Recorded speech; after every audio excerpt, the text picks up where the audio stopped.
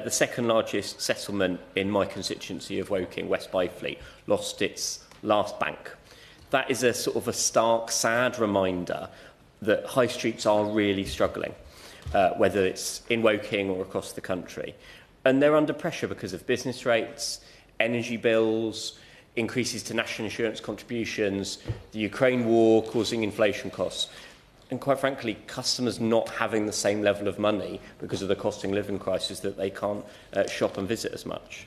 Heartbreakingly, my constituency has recently lost its last local brewery, Thurston's. Thurston's demise is another example of a decreasing number of pubs. We've lost over 300 across the country last year, and my constituent John, who used to run Thurston's and still runs a local pub called The Crown, has said in his own words that this was a death by 1,000 cuts. It wasn't one thing that caused the brewery to close, but a cumulative impact of problems. One of my other Woking constituents, Joe Moulton, owns and runs a salon in Knapp Hill, and hairdressers is another sector that is really struggling. Several have closed, I know, in my constituency recently. Joe's salon, Sorella Salon, their business is facing a 340% increase in their business rates over 5 years. That is unacceptable. No business can surely cope with that. And that is why so many are closing. Pubs, hospitality sector, hairdressers are so important to make sure our high streets are thriving. But they're also key employers of local young people.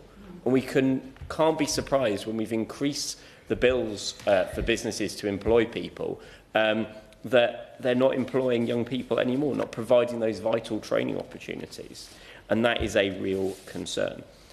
Despite the Chancellor's what feels like best efforts, there are actually high street businesses in Woking that are thriving. And fortunately, my constituency is doing better than most. Ilara restaurant in Woking Town Centre and the Drumming Snipe pub in Mayford has recently been nominated for awards. And many businesses have adapted to the changing world. Post the pandemic and people working from home more, every village and high street in my constituency has now got a cafe where they didn't used to have one. The Cup of Peace in Kingfield is amazing, and I'm regularly picked. My brains is regularly picked with my foreign policy knowledge because they're from Iran and they're really concerned about what is happening there. Businesses can adapt, but they do need the government to give them a break, which is why I urge the Minister to look at proposals by the Lib Dems to cut VAT, including the 5% for pubs, hospitality sector, and I hope hairdressers as well. Property taxes are some of the most controversial and despised tax in this country, whether that be business rates, whether that be council tax, whether that be stamp duty. Look at property tax reform, genuinely reform business rates. I'm pleased the government has given support to some, but the fact that they're tinkering around the edges, Ms Yule, shows the whole system is broken. And I would urge the Minister to look at the effectiveness of the High Street rental auction scheme. Woking Town Centre has got 100, at the last count, 112 properties that have been empty for a year or more.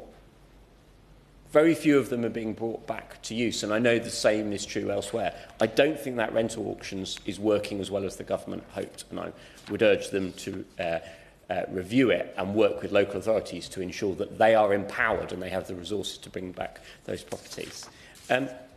If the government do at least some of that, we can grow our economy, we can provide employment and training for young people, and we can ensure our high streets thrive. Thank you.